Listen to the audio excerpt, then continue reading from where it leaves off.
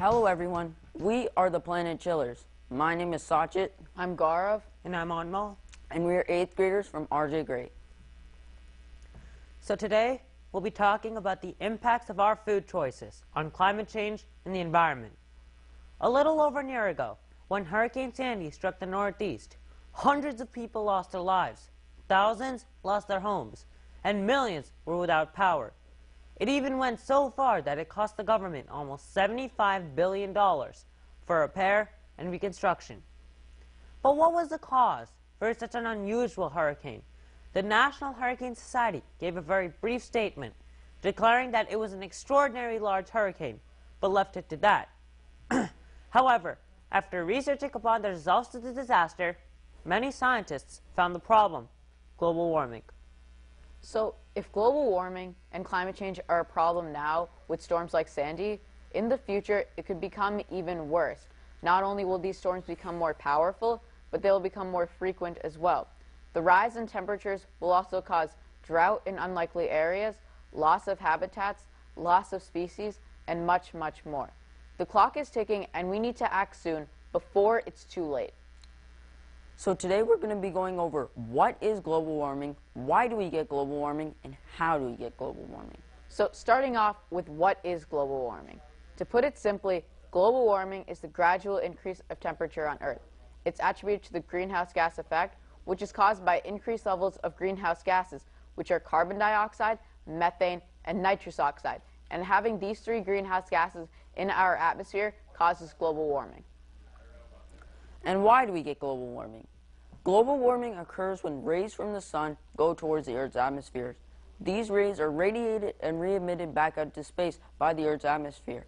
But the greenhouse gases trap these sun rays inside our Earth's atmosphere. And this is the process that makes our Earth warmer. So how do we get global warming? As we stated earlier, global warming occurs when greenhouse gases are emitted. Now, when people think about greenhouse gas emissions, they think about a truck rolling down the highway and its tailpipe letting out dark, murky carbon dioxide. But people don't stop to think that the hamburger on their dinner plate is actually a major cause to global warming. Livestock farming, which produces 98% of the meat that is sold in most supermarkets, is not only responsible for carbon dioxide emissions, it's also responsible for methane and nitrous oxide emissions, two greenhouse gases that have a significantly higher global warming potential than carbon dioxide. The livestock industry also accounts for excessive land utilization and water consumption. So what exactly is livestock farming? Livestock farming is an organized industry that raises animals specifically for food consumption by humans. So to see this, let's look at the journey of a cow from the farm to the fork. Now, to make space for livestock farms, we have to cut down trees, which are very beneficial to our environment. Now, once we have these livestock farms, many animals are packed into very confined areas, being fed food consisting of hormones and antibiotics, just to make these animals grow. And once they've grown big enough, they're then transported to slaughterhouses, where they are then, of course, slaughtered. Then the meat is cut up and packaged in plastic, where it's then shipped off to grocery stores, who sell it to consumers such as ourselves. Then we eat the meat, ending the journey. And at each stage of this journey, we are endangering our environment and our health greatly. So today we're going to be going over the 5 main effects livestock farming has on our industry, as on our environment. Like we talked about earlier, livestock farming emits greenhouse gases, but it also creates a shortage of water, a shortage of land, it makes our food scarce, and finally it endangers our public health. So the desire to create a new pasture land has become a common motivation for cutting down forests. In doing so, we destroy trees, which are very beneficial for our environment. Today, tens of billions of more livestock are exhaling carbon dioxide than they did in the pre-industrial days, while Earth's photosynthetic capacity has sharply declined as forests have been cleared. Now, livestock, like automobiles, are a human intervention and convenience. They are not part of pre-human times, and a molecule of carbon dioxide exhaled from a livestock animal is no more natural than a molecule of carbon dioxide exhaled from an auto tailpipe. In all, about 9% of all worldwide carbon dioxide emissions comes from livestock farming. Now, the livestock industry also accounts for methane emissions. When these animals burp, fart, or let out manure, they let out lots of methane. Make all the jokes you want, but methane has a global warming potential that is 21 times greater than carbon dioxide. And the livestock industry accounts for 37% of all worldwide human-caused methane emissions. And you don't only need to grow these animals, you also have to grow feed for these animals, and that requires nitrous-based fertilizers. These emit nitrous oxide, which has a global warming potential that is 292 times greater than carbon dioxide. And the livestock industry accounts for 65% of all worldwide human-caused nitrous oxide emissions. Now, once these animals grow big enough, they're transported in trucks. Like we talked about earlier, transportation emits carbon dioxide. But not only that, but once these animals are ready to be slaughtered, the machines used to slaughter these animals releases carbon dioxide. And according to the FAO, livestock farming accounts for 14.5% of all greenhouse gas emissions and is only growing bigger. So in a time when our clean water supplies are dwindling and millions of people are projected to live in water-strained areas, it is important to precisely understand exactly what our water is being used for. Eat a steak or chicken, and you are effectively consuming all the water that that animal has needed to live and to grow. Now, we're all very fortunate enough to be able to shower every day, so let's just make a simple comparison to completely understand how much water we use. The average shower time is about 7 minutes. Consider the flow rate to be 2 gallons per minute. So for a person to shower each day, it requires about 14 gallons of water. And for a person to shower each day for an entire year, it requires about 5,000 gallons of water. Now, to produce the meat of one Big Mac, it requires about 550 gallons of water. So by reducing the production of about 9 Big Macs, you are effectively saving enough water for a person to shower each day for an entire year. The world population is going to continue to grow, and the demand for fresh water will simply increase. You can make all the arguments you want about how fresh water is a renewable source, but the hard truth is that it's finite. We don't have enough of it. In all, about 70% of all worldwide agricultural land is used by the livestock industry, much of it to grow feed for livestock animals, while only 7%, or 1/10 of the above number, is used to grow food or crops for humans. As there's a global shortage of grassland, the only way the livestock industry can thrive is by cutting down forests. Let's take the example of the Amazon rainforest. Consider the lungs of our planet because of its photosynthetic capacity. 12% of this valuable resource has already been destroyed just for the livestock industry, much of it to grow feed for livestock animals. It's been projected that in the near future, the amount of land used to grow food for humans will be in direct competition with the amount of land used to grow feed for livestock animals.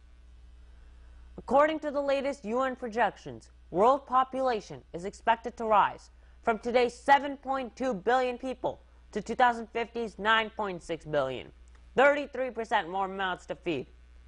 Now, in a time when hundreds of millions of people go hungry every single day, we are snatching food from the mouths of starving babies and feeding the food to plump beasts just to satisfy economic profitability.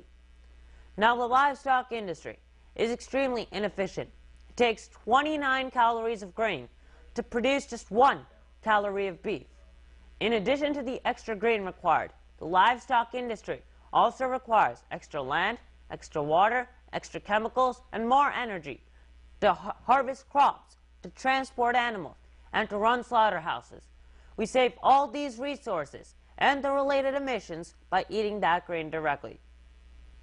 Now, of the current annual worldwide production of corn, wheat, soy, and rice, if instead of being fed to livestock animals, were instead fed to humans, there would be no such thing as global starvation. In fact, if the United States just reduced their meat production by just 15%, we could feed 100 million more mouths. However, every time we take a bite of meat, we are unknowingly contributing to the process of global starvation. Now, not only does livestock farming impact our environment, it impacts our health too. Meat produced by livestock farming increases your chances of dying from diseases such as heart disease, type 2 diabetes, and cancer.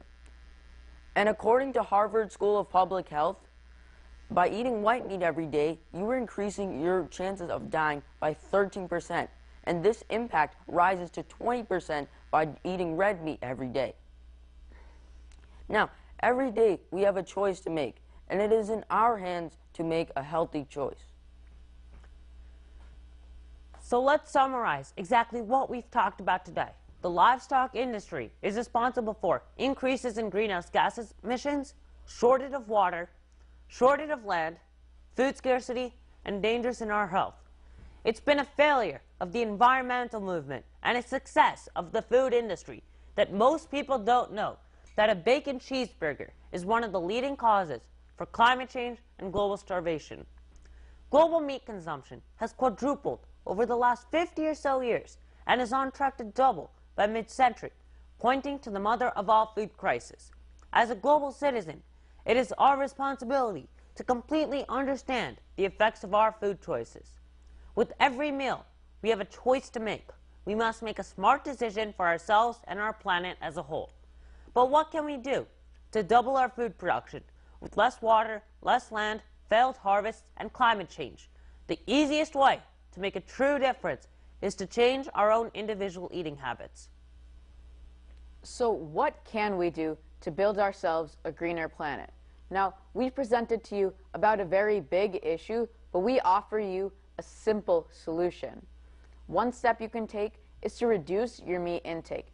Now, by saying reduce your meat intake, we're not asking you to become a vegetarian or to become a vegan, but there are simple solutions that you can have.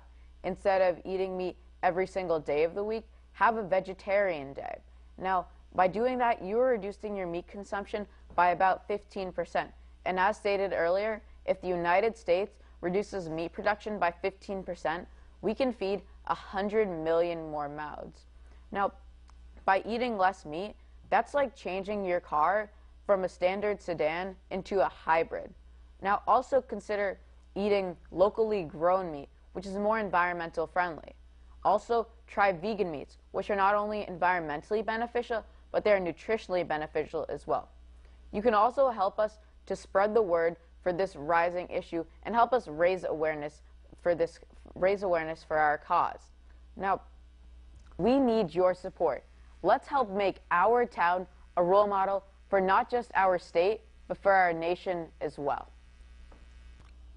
Now, the power is in your hands to make the change.